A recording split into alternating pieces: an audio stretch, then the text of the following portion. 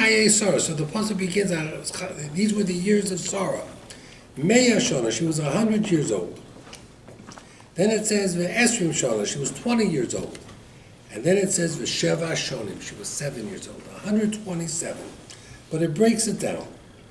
Rashi says, Lokach nichtav shona b'chol klal u'klal, to tell you that each one has its own drosha. When she was 100, she was like 20 when it comes to sin. Okay, I'm not sure what that means. People who are 20 can do a lot of sins. Yeah.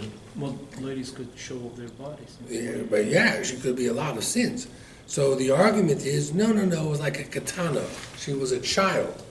Really, but the child age is for a girl what age? 12. So if it says when she was 100, she had sins like a child under the age of 12, I got that. But why 20? So there's an interesting sheet of the Gemara. The Gemara says that a woman who can't have children, she's an islandess. That means she doesn't show physical maturity. She's considered a katana until age 20. And Sarah, we know, couldn't have children naturally. So when Rashi says she was 100 like 20, it means like a katana, like a child. So then they ask, then how can Avraham marry her if you know she can't have children? So he says because she was a Neviah, she was a prophet. And if you're a Navi, you don't care what the signs say. The signs don't mean anything. Reality has no meaning to a Navi. Moshe stood by the Yam Suf. The Yam Suf says, you can't cross. Moshe says, well, I'm a Navi. I don't have to listen to you. You have to listen to me. So it's a different world than the worlds of the Navi. And then it says, and when she was 20, she was like 7 with beauty. Even though a child who's 7 years old, we don't necessarily call them beautiful. They're cute. They're not necessarily beautiful.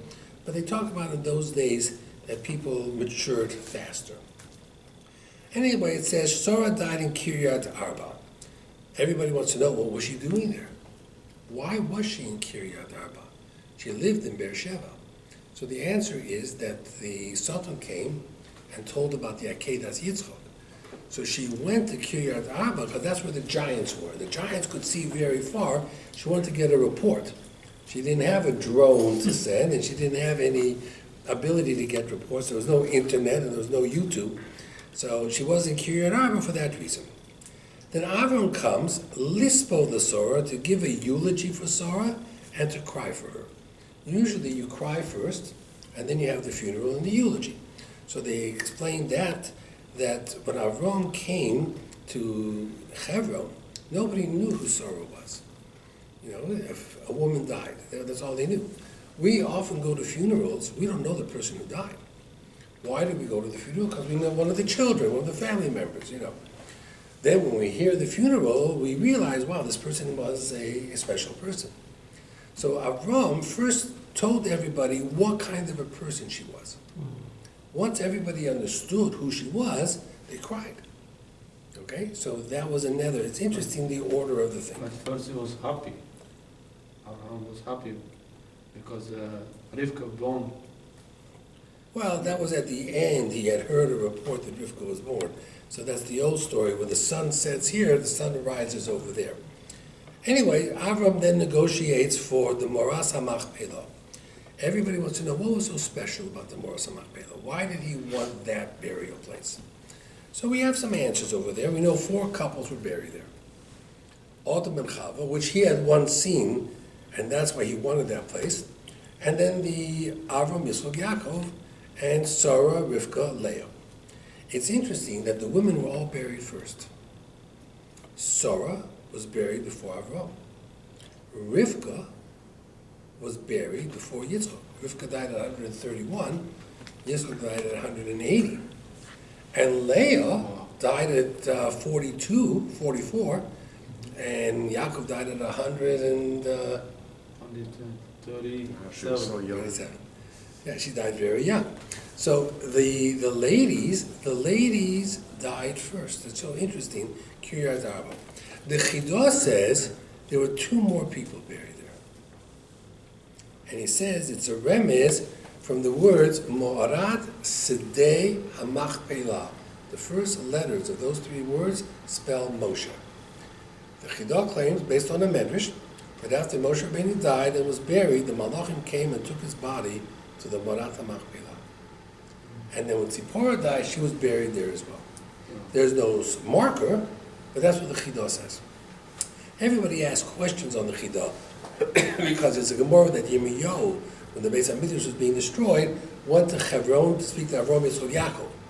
When they didn't get satisfaction, he went to the border with the Yarden and he asked Moshe, help me. Well, why was he by the Yarden for Moshe? Moshe was in the Morat HaMachpelah. So they ask questions that it's not so obvious that Moshe is buried there, and we don't really have a clear tradition that it is, but that's what the Chidah says. That Moshe and Tzipporah are also buried in the Morat HaMachpelah. It's also interesting why that Hebron comes from the word Chibur. Hebron is one of the gateways to Shemayim. All neshamos are supposed to go to Hebron first, and from Hebron to Shemayim. It's one of the doorways to Shemayim. Okay? Now, what's fascinating is something else also. There is no cemetery by the Morat HaMachpelah. Let me explain what I mean. You have Har HaZeisim, right? You have a lot of great people buried in Har HaZeisim, and you have a lot of people buried in Har HaZeisim. It's enormous. Har HaMenuchos, you have one section for Rabbanim, all the big Rosh Yeshivas. And from that section, it branches out, and it's a tremendous cemetery. But you don't have, next to the Morat HaMachpelah in the land, Jews saying, I want to be buried here. In Tzfas, you can go to the kever of the Baal Shulchan Aruch, of Yosef Cairo, and the Arizal. And there are hundreds of other people buried there. There are people being buried today in the same cemetery. It's a cemetery where these people are buried. But where the Rambam is buried, and those few people, there are no other graves. Where Rabbi Akiva is buried, it's not a cemetery. Imagine, what would someone say? You know what? When I die, bury me on a piece of land, I'll buy it, outside the Morat HaMachpelah. Not for sale. Kever Rochel. Is it a cemetery? No. There's just one grave, hers. In Hebron, there's just these graves. There are other cemeteries, but not here. So it's interesting. Rabbi Shimon Bar Yochai, Rabbi Elazar Bar Shimon, they have a yeshiva next to their graves, but not a cemetery. What happens if someone dies and says, I want to be buried in Meron? I don't even know if Meron has a cemetery. You know? They have a big cemetery in Ramat Beit Shemesh, but I don't know about Meron. Who's buried in Meron? Rabbi Shimon Bar Yochai. Oh. Right? And his son, Rabbi Elazar Bar Shimon. Next to the Knesset, they have a cemetery. The Zvila Rebbe is buried there. It's a small cemetery because during 1948 they couldn't bury some of the other cemeteries. So they made a little cemetery next to the Knesset. You want to be buried right between the Knesset and the Supreme Court building? God, I don't know why you'd want to be buried there. But if you wanted to, you could, maybe. But you can't be buried in Hebron, and you can't be buried in Beit Lechem by Kever Rochel, and you can't be buried in Meron. You can be buried next to the Arizal. There are graves for sale there. You can be buried next to Rabbi Badri Yosef, the cemetery in Sanhedria. It's a regular cemetery. Okay, I just found that very interesting. Now, there's a fascinating Rashi in Sefer Yehoshua. The land of Canaan had different countries, right? Knani, Achiti, Yebusi, Aprizi. When you look through Sefer Yehoshua, there were 31 kings. There was much more even. But there were, each city had its own kingdom. And they were very powerful and very jealous. You had Amalek, you had Plishtim, and there was always fighting. We know, because a few weeks ago we saw the 4 kings and the 5 kings, there was always fighting, attacking, changing hands. From this week on, from Chaye Sarah on, till Yehoshua walked in 400 years later, there was no battle, no fighting in Israel. Rashi says why? Rashi says because the way the people of Hebron and the Chiti treated Avraham the way they spoke to him. You are a prince amongst us. They was always respectful. I mean, he wanted money, and that's fine. It was a business transaction. But Vayanu b'nei Ches, Shema'eni Adoni Nisi Elokim Atov. You are a prince of God. You know, because they treated Avraham with such kavod Torah, such respect, Hashem gave them a bracha that they would live in peace. That's what Rashi says. It's a fascinating Rashi. That means when you're disrespectful to Talmidei Chachomim, you know what the consequences are? Machloket. Tragedy. But when you treat Talmidei Chachomim with respect, the byproduct of your actions is that Hashem sends you a bris shalom, a peaceful existence. That's how important it is. So I found that to be an extremely fascinating little fact. Sarah talks about her years. She says they were all great. Okay, so let's figure this out. She traveled, her husband was thrown into a fiery furnace, she couldn't have children for 90 years, she was taken captive by Paro and Avimelech. But when you ask her, the reporter would order, says, so tell me, how was your life? It was great. Today you ask a 6-year-old kid how his life was, and he's full of stress, anxiety. I told you, I heard on the news tonight, I got to hear more about it. I think it was a 9-year-old kid in Phoenix. His grandmother said he should clean up his room. He didn't want to do it. So he took a gun, shot her, and then shot himself. Killed her and killed himself. A 9-year-old? 9 years I old. think it was 9-year-old or 11-year-old. I'm not sure. I think it was first I heard 9-year-old, maybe it was 11. Where was it again? In Phoenix. Today, yesterday? Today. Yeah, it was on the news. I was in the car on my way here. That was the top story. Died. Trying to figure out why a 9-year-old would kill his grandmother and then himself because someone told him to make his bed and clean up his room. Really? Because he was playing game plan. Whatever. So here is Sarah. She's had a horrible life, and yet she's not suffering from trauma and anxiety. And the reason is because she had emunah. Everything that Hashem does is for good. So a person says, why is Hashem doing this for me? Her answer was, if Hashem is doing this for me, there's got to be a reason why. It's for my best interest. I need to find out what it is. Everything was for good. So when everything is for good, you don't have the anxiety that comes with it. Okay. There's a medrash, very interesting medrash.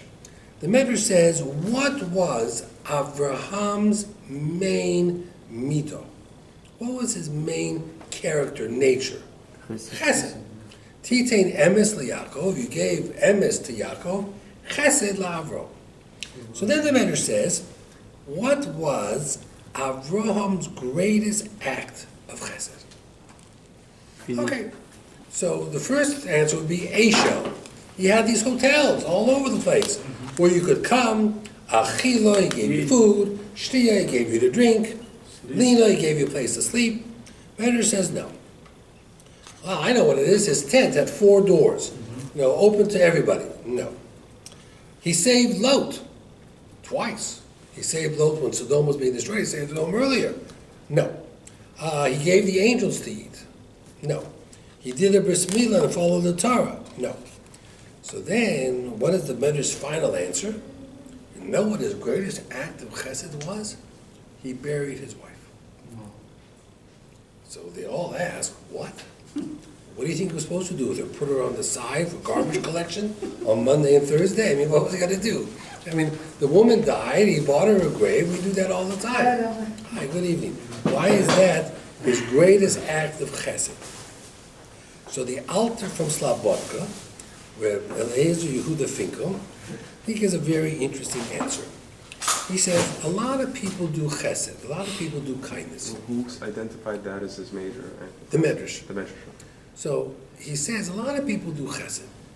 The problem is, most of the time, the acts of chesed are flawed.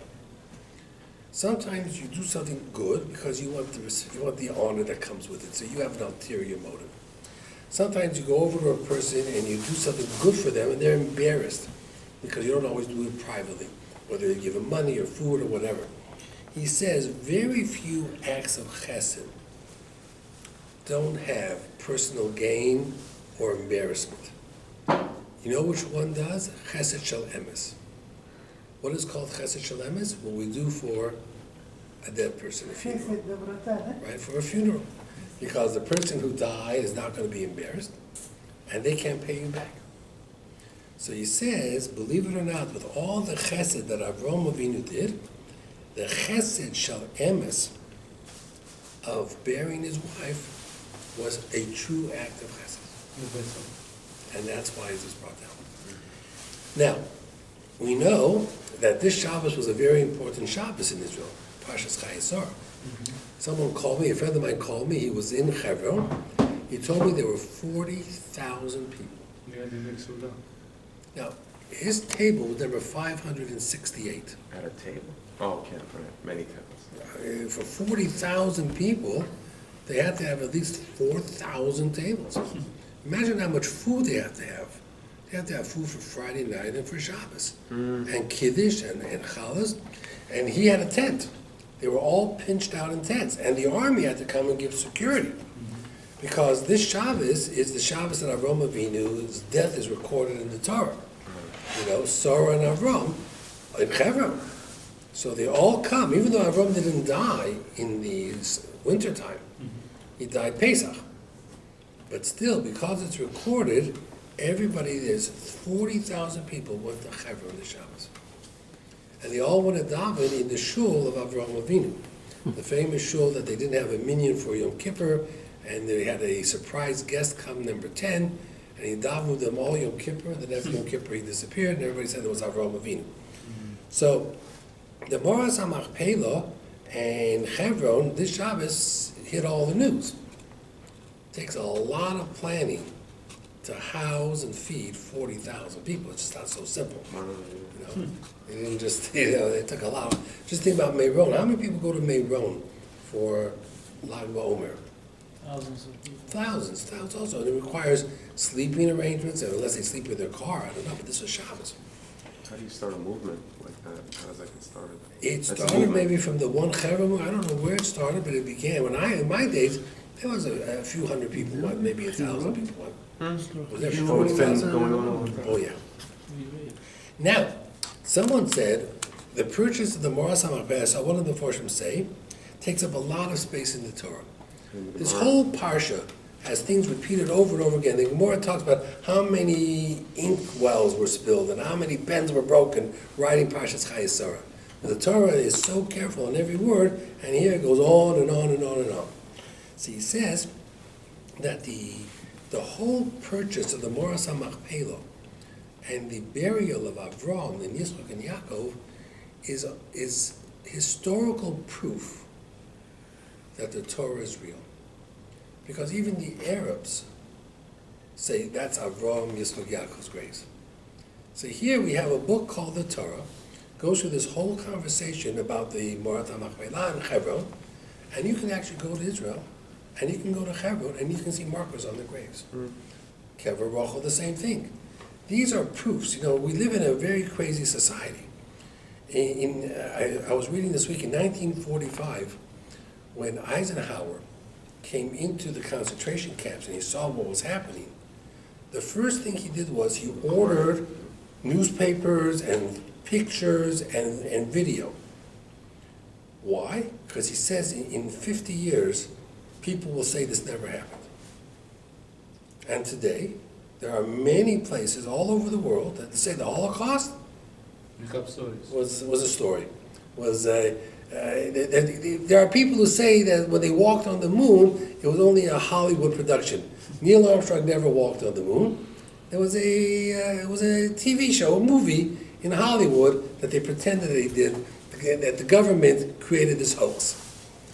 So, you know, we used to have the Aseres Adibros, the Oram, but those things are lost. We don't have them anymore. So how do we show that the Torah is not just a history book, but has historical fact? You can go to a place like Hebron, and you can see the graves of Avraham, Yitzchak, Yaakov. That takes you back 3,000-4,000 years. Can you go and find the grave of Nebuchadnezzar for me? No. Or Sancheriv? No. Or, or Cain and Hevel? No. Or Noach? No. You can't find these graves. But here are graves that you can find. So that's something that's interesting. Okay. Yitzchak Avinu has the right neshama. There's different medrashim that he had a woman's neshama, now he has a man's neshama. Sarah has died. It's time to pass the torch from Avraham to Yitzchak. Time to pass the torch. So Avraham Zakein Bo Bayomim. We'll talk about that a little bit later. So Avraham says to Eliezer, I need to find a wife for Rivka. Okay, I got that. I got that. Why for Yitzchak? What? Why for Yitzchak? For Yitzchak, sorry, right, for Yitzchak. So the question, first of all, who was Eliezer?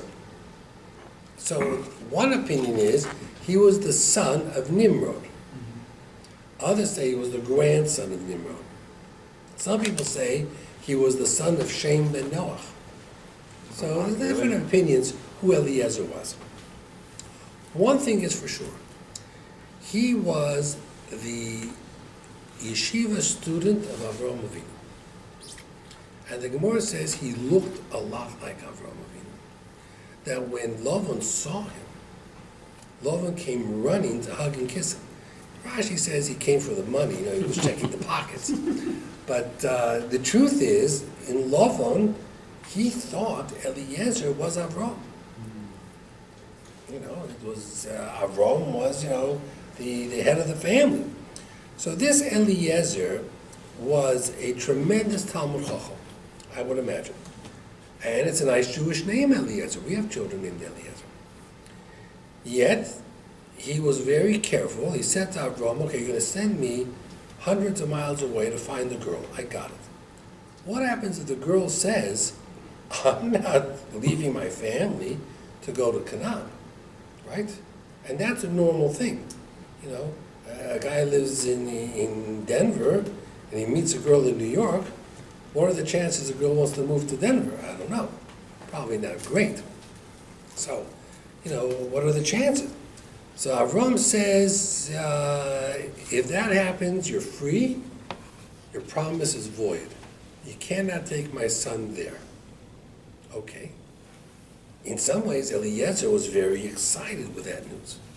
Because Eliezer had a daughter who was a perfect shidduch for Yitzchak. So Eliezer was really hoping maybe the girl would say no. To which Avram says, and by the way, if you're thinking about your daughter, forget about it. Because we're blessed and you're cursed, and blessing and curses don't match. So he wouldn't be the son of Shem. Right, he would not be the son of Shem, he would be from Nimrod or Canaan. So that in itself is pretty difficult, because imagine your Rosh Hashiva comes to you, and you say to your Rosh Hashiva, do you have a good shidduch for me? The Rosh Hashiva says, no, you're a good kid, but you're cursed. You're not going to hang around that yeshiva for long. But at the end, Eliezer did change. And at the end, even Avram said to Eliezer, you're Baruch also, you're blessed also. We never really find out whatever happened with Eliezer and his family, but there seems to be a lot of stories of what's going on with this fellow Eliezer. At any rate, Eliezer is traveling, and he leaves, let's say Monday morning at 8 a.m., and what time does he arrive? Same day. It's almost as if he crossed the international date line. Yeah, all of a sudden he should have arrived on Thursday. Should have taken him 3 or 4 days, maybe a week or two. I don't know how many miles camels can go a day, but he had flying camels. Okay, they were thirsty camels. So he gets there and he says to Hashem, I want to make a test. The girl who says to me, oh, you must be thirsty. Let me give you something to drink and to your camels to drink. That's the perfect wife for Yitzchak. Now, that's an interesting idea. Let me explain to you why. That's chesed. Was Yitzchak a chesed-oriented person? Not really. He was gevurah. That means, who did Yitzchak take after? His mother? His mother, not his father. Yitzchak wasn't the guy running the hotels and giving out the food. He was the guy who was isolated and removed. He was the tough guy. Aren't So- people like that though? Din people good at working very well. Like if he's a voda, that represents he must be really good at work, Maybe. you know? Some people say, well, that's where we get the rule, opposites attract. If you're a magnet, maybe opposites attract, I don't know. But Eliezer is looking for a girl that reflects the Avraham character, not the Yitzchak character. So, Shatchanim, don't do that, right? They try to match you up. Balance. So it's interesting, there are some Gedolim who say that if two people have nothing in common, but they're both good people from good families, the marriage could be successful. He likes fleishik, she likes milchiks. Yeah, he likes this kind of car. They have nothing in common. They don't like the same colors, the same foods, nothing. But if they're good people, they can be successful. I'm not sure today if that's true. I've had people who are married 3 weeks who are coming, they want a divorce. And I have people who are married 3 years and they want a divorce. And I have people who are married 40 years and they want a divorce. So, business is good. I wish my mortgage business was as good. And I wish more people were buying houses, So I don't know. So, but that's how some Gedolim feel. Anyway, what happens? Rivka comes to the well. And it makes sense. The well is where everybody meets. That's where you meet people. Here, where do you get all the news? At the mikvah. So there they got it at the well. So they come to the well, and he sees, like, whoa, she takes the pitcher for herself. And she puts it near the well to fill it up, and the water jumps right into the pitcher for herself. Now, if you see that, you would say, okay, I don't need any more tests than that. I mean, she performed a miracle. She's an alien, maybe, but maybe she has 3 wishes in the Aladdin's lamp. I don't know what it is, but she definitely, God loves her. He says, no, I have a test. She has to do chesed. So all of them before she ask, isn't a miracle better than a test? And they all say no. A miracle says, today you're a good person. What will you be 10 years from now? Nobody knows. But if you have good midot, today, 10 years from now, you'll also have good midot. That means miracles mean nothing. If a girl comes to you and says to you, I was on a date, and you cannot believe a tree fell and lightning struck and it missed the guy by 2 inches, God must love him. I said, maybe. Should I marry him? No. Is he a good guy? I don't know. But a miracle happened. If the guy's by the water and he can't cross and he splits the yam and he crosses over, would you marry the guy? No. That's what it says. Miracles are great, but you don't marry a guy for miracles. You marry a person for mitos. So Rabbi Wallerstein had a question. Listen to this question. Rabbi Wallerstein says there was this girl who was dating the guy for a while. And they went to one of these lounges. In New York, you have top of the Sixes, top of Rockefeller Center. Take anybody to the top of the Sixes? I do Empire State. Empire State Building. So you go up to the 102nd floor, is that where it is? 110. 110th floor, beautiful observation, you get it. Right. So there's this guy, he takes this girl on this beautiful observation, and he orders drinks, a Coke for him, a glass of Coke like this, and she orders a Sprite, and they sit there for an hour, and you drink, and you schmooze, and you talk. He gets the bill. What's the bill for? 2 drinks? Top of the Empire State Building? Probably $20. $20. $20. Okay? So the guy goes ballistic. $20? Just For $20 I could buy 10 liters, 2 liters of Coke, and I could make 500 such drinks. I could take $20 and make $20,000 out of that. So he's so upset, he says, where it says tip, he puts a big 0 and a line through it. I'm not going to give her a tip. I mean, $20, come on, that's robbery. So the girl says to him, Moshe, if you don't give a tip, it could be a chil Hashem. because the girl doesn't make money from the $20, and she doesn't get paid other than tips. And what's the tip? I mean, $3. Do you want her to go back to her friends and say, those Orthodox Jews are so cheap, Jews are cheap? I'm not gonna, he wouldn't even give me a tip for $3. It's a chilul Hashem. Guy says, I don't care, $20? Let the owners pay her. So this girl afterwards, I guess she was a student by Rabbi Wallerstein. She came to Rabbi Wallerstein, and she says, Rebbe, I like this boy. What should I do? Mary. What did Rabbi Wallerstein say? Mary. Don't marry. Rabbi Wallerstein said, you see the door? Yeah, run. Run for your life. If a guy is prepared to make a chilul Hashem for $3, that's not the guy for you. Not the guy for you. I had a case, I told you this before, that a girl was on a date, second or third date. They were driving to Manhattan, they were going through the Midtown Tunnel, and a car cut him off, and a 4-letter word came out of his mouth. What came out? A 4-letter word. Oh. And it wasn't, I love you. That's 4 letters, but it wasn't, I Allah love also you. for What? He was not full of Love, I love, is 4 but letters. altogether It more. it was a firm word. Right. From word. So she was shocked, whoa. And the guy says, oh, it just came out. It never happened, never happened. So she called me up, and I said to her, you know what? I've been married 40 some odd years, and I've gotten angry, I'm sure, over time. I never use such a word. Because if it's not in you, it can't come out of you. So if the boy would have said, you know what, sometimes I use those words, and I'm working on it, we call that you own the problem. If you own it, you can fix it. But if I deny it ever happening, what do you think is going to happen the first time you serve him something he doesn't like? What do you think is going to happen the first time, The same thing. oh yeah, it'll come out. It'll come out. And don't think it doesn't happen. I hear this all the time. I have people in my office, oh, pardon me, Rabbi, then they curse and they use every 4-letter word. And I'm not used to it.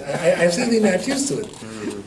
I don't hear it from my friends. I don't hear it from my kids. I don't hear it from my wife. I don't say it, so But in the secular world, they used it more. All the time. All the time. all the In time, sports and everywhere.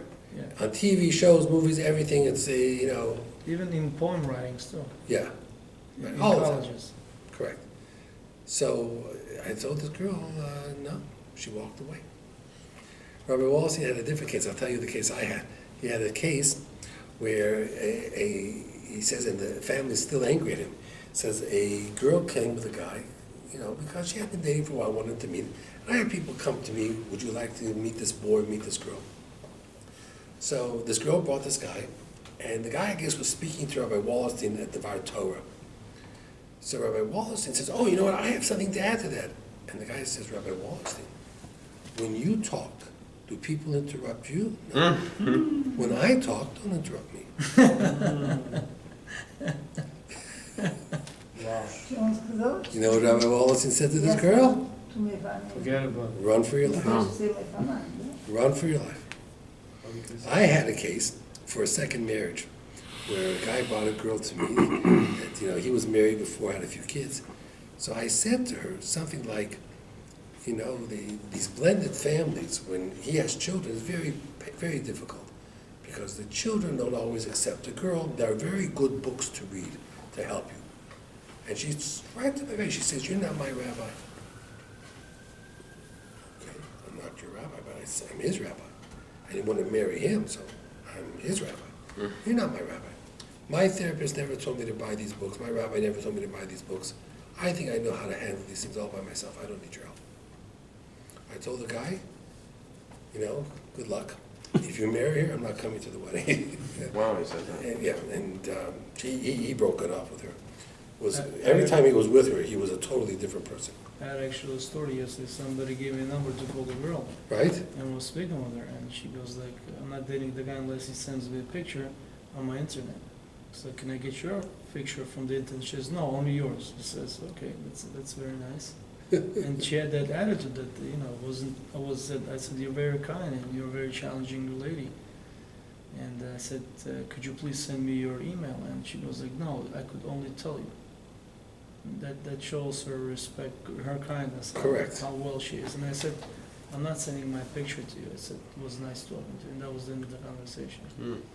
I never, You see, and that's what they come with. They come back with midos. One of the people says that a guy comes to the yeshiva, says, I want your best boy. He says, okay. So he said, the best boy is that boy over there. What can you tell me about his learning? I say, his learning is great. Now, what do you want to ask me? He said, no, I just want to ask you that. So the guy, so the yeshiva says, really? When a guy is learning, you know who he has a relationship with? His shtender. You know what that is worth? Nothing. Because the shtender doesn't ask him to take out the garbage, and the shtender doesn't ask him to do shopping, and the shtender doesn't ask him to diaper the baby. Maybe you want to find out how he does in the dorm, and how his roommates think about him. Or when he sits at lunch and his glass is empty, does he simply go and get water for himself, or does he take the pitcher and fill it up with water? Maybe those are the questions you want to ask. But you want to ask about a shtender? Shtender's a piece of wood. He can be very good to a shtender. Doesn't mean he's going to be a good husband. Standard who is sitting and learning. Yeah, Oh, he the learned. standard that holds up the book. He's a learner. So what does that tell you? Because he loves his little shtender doesn't make him a good husband. It doesn't work that way. It just doesn't work that way. Midot. Right. It's all about the midos. It's all about who the person is and what they do and what they know. That seems to be the most important part. When you marry somebody, when you go out with somebody, they're at their best. They're supposed to be at their best. And you want to find out, do they volunteer for Tomchei Shabbos? Is that important to them? Do they give tzedakah if a poor person comes by? Jewish or not Jewish? Are they disrespectful to the waitress? Are they disrespectful to the doorman? Do they say good night to the waitress? These are questions. These are what you're supposed to be looking at. What is the person's character, nature? How does he talk? Is he generous? Is he kind? Is he soft-spoken? These are the things you look at. That's what's important. Everything else is not important. And everything else is all fake. Because 6 months after you're married, invariably I hear, I thought I was marrying Shmuel, and I ended up marrying Chaim. Like a totally different boy. I don't recognize this 6 guy. months? Yeah, if I'm lucky. Sometimes it's 6 weeks, sometimes it's 6 days. 6 days or 6 hours. Or 6 hours. Rabbi Yaakov Kamenetsky had an interesting observation. He says that when Eliezer came with the camels of Ephraim, they were muzzled. Rashi says, why? So they shouldn't eat in other people's fields. So they asked, Pinchas ben Yair's donkey, was so frum, if something didn't have maser taken off for truma, he wouldn't eat from it. He never had to put a muzzle on him because he never ate someone else's food. Why was his donkey more frum than Avram's camels? So Rabbi Yaakov Kamenetsky gave a very interesting answer. He says, Pinchas ben Yair's donkey lived in Israel. In Israel, you have a certain skula to be frum. He says, Avram's camels were going in Chutz La'aretz. In Chutz La'aretz, when you leave Israel and you're out there in the real world, people take advantage of things. Eliezer put a muzzle on the camels. He didn't trust the camels. He says the camels were very frum. No question about that. The camels were very frum. But you have to be very, very careful. Okay. Let's go a little bit further. It says over here, we talked about all these things over the course of time. The Gemara says, 4 people made deals or made tests with Hashem, and they were not really thought out properly. 3 got answered all right. 1 was not answered correctly. The first one was Eliezer. The girl might have come, she might have been married. She might not have been a beautiful girl. She might not have had good midos. She might have not have been a tzenua. But he got answered correctly. Kolev says, whoever conquers the city, I'll give them my daughter Achsa. was Ostiel ben Kenaz. It could have been anybody. Shaul HaMelech says, whoever kills Goliath, could have been a goy, could have been a mamzer, could have been a horrible person. He was lucky. It was David HaMelech. So 3 people got answered correctly. The one who didn't get answered correctly was Yiftach. Yiftach says, if I win this war, the first thing out of my house, I'll bring as a korban. What was the first thing out of his house? Daughter. His daughter. And that's a whole debate what happened over there. So Rav Schlesinger, who wrote the Sefer Beis Av, he says something interesting. He says the 3 people that were answered correctly, their test involves shidduchim. He says when it comes to shidduchim, even if you don't think it out the right way, sometimes Hashem will answer you the right way. Because Hashem controls shidduchim. Yiftach had nothing to do with shidduchim. It was a korban. It was a gift to Hashem. It had nothing to do with the shidduchim. Therefore, Hashem did not answer him correctly. It's an interesting little take on it. What is, just because I remember, it's Kehogan, it's not correct, it would be... Hogan means it wasn't well thought out. It was a type of a challenge that could have had a very negative result, and it did. Okay? Had a very negative result. Okay. The Gemara says, Avram Zokein Bo Bayomi. Avram was old. Avram had aged. Which was interesting that until Avram's day, no one got old.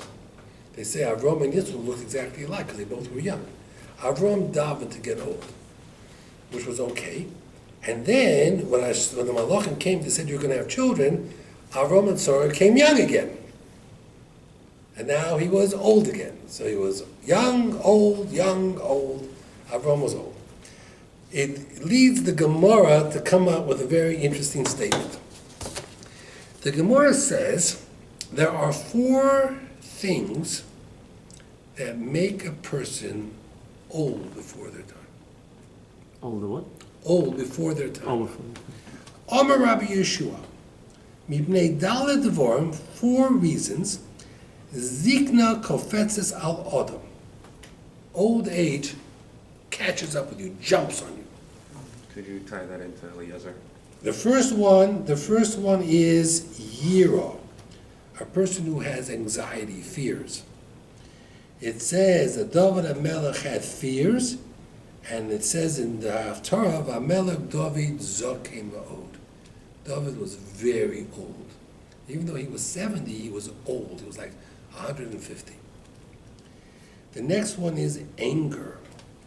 It says Eli HaKohen was angry at his children for not following the ways of the Torah, and it says that Eli was very old. A person who gets angry a lot ages before their time. The next one, Shlomo HaMelech, was 52, young guy. It says he looked old. Why? If you have a bad wife, or if a wife has a bad husband, the bad spouse, right? Noshav hitu levavo. An evil wife can give you gray hair before your time. And the 4th one is a person who's involved in battles or war, politics. It says Yehoshua. You know, when it describes Yehoshua in the Torah, it calls him a nar. He was a young kid. He naturally was young. But once he took over from Moshe, it says that Yehoshua was old. He looked old. You know, he had no gray hair, and all of a sudden he had a lot of gray hair. Why? Because he was involved in war, politics, and in the battles. Like Clinton. What? Like Clinton. Yeah, Like Clinton, or like even Obama when he became After president. 4 years, was 8 years. dark. So yeah, they grow something. He goes. He says, he brings down these signs that, they were very, very old. That these things got old, people got old because of what happened. So that's something that is very, that's very the present. chesed, the white color. It became chesed, it became loving. Well, That's what you turn out it to looks the good point. on you sometimes. Yes. It makes you look respectful. Respectful. Some people say if you have gray hair, it means you speak to God. Titan Speak chesed to Hashem. Abraham was the white beard. Yeah. Titan chesed Abraham. I'm sure that's what Avraham felt. Now, we talk about this a lot. I mentioned to you, it was interesting, one of the other shows that I gave, I brought down 2 stories we had spoken about before with Rabbi Yosef Chaim Zonenfeld. He was the Rebbe of Yerushalayim. He was like the chief rabbi. He was like one of the most choshev rabbonim in Yerushalayim in the 1900s. And they bring down a story with him that he once came to a wedding. And he's sitting at the chosan dish, and the chosan is not there. And when he makes some inquiries, he finds out that the chosan got cold feet and just walked out of the way. He's not getting married. Doesn't want to get married. And the father of the girl goes over to Rabbi Zonenfeld. He says, Rebbe, what should I do? The food is here. The kala is here. We pay for everything. It's all paid for. The guests are here. What are we supposed to do? There's no chatan. The chatan bolted. You know, he's not stable. What am I supposed to tell my daughter? So Rabbi Zonenfeld said, who's the chatan's best friend? So he had a few of his chaverim, good friends, and Rabbi Zonenfeld called them in. He says, the chatan left. Clearly there was something wrong. But I know the girl and I know the girl's family. The girl is a wonderful girl. Which one of you are prepared to step in and marry this girl? And if you do, I promise you, you'll have a long life, you'll have a good marriage, you'll have children, and you'll have grandchildren. Now, he's the Rebbe of Yerushalayim. That's some bracha. Now, this one says, my mother will kill me, my father will talk. Finally, one guy got up and says, I'll do it. And they got married. And when did he tell the story? This guy who stood up and got married to this girl told the story at his 60th wedding anniversary. He was married for 60 years. He had children, grandchildren, great-grandchildren. And everybody kept asking him, where did you meet the girl? How did you meet the girl? He says, I finally want to tell you the real story. I never met the girl. I met her at the wedding.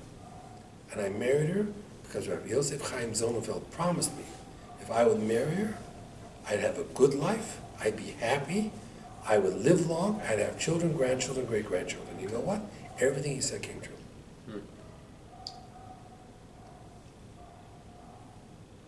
So that's an interesting story. Then there's another story with Rabbi Zonenfeld. And this will be the last story, then we'll let you go home. Very interesting story. He was once walking on his way home in Yerushalayim, and there was this little girl, a 5-year-old girl, crying on the steps of her apartment. And Rabbi Zonenfeld asked the little girl, why are you crying? And she says, my mommy is sick and she can't take me to school. You're a big rabbi. Could you give my mommy a bracha that she should get better, that she can take me to school? So Rabbi Zonenfeld said, children have such limited vision, because he knew that this woman was seriously ill. She had an illness that was life-threatening, that she didn't have long to live.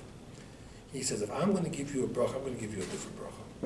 I'm going to give you a bracha that your mother will walk you down the chuppah. Okay. Girl is the oldest of 9 children. She turns 19, 20, they read her this shidduch, that shidduch, nothing is good. Every shidduch she nixes, he's too tall, he's too short, he's too big, he's too fat, he's too skinny, he doesn't have a good enough job. Every single shidduch, no. Eventually, her sister that was next in line came up and she got married, and the brother, the sister. And this girl, everything was no good. After all her brothers and sisters were married, they read her a shidduch, she took it, she got engaged, and she got married.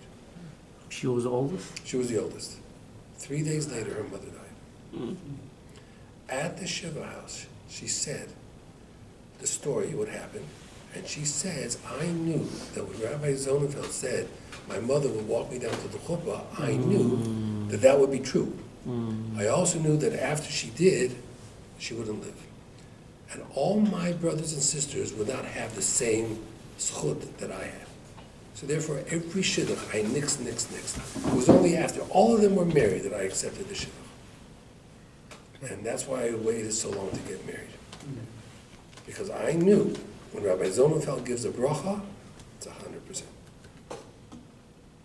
That's a pretty shocking story. That's a shocking story.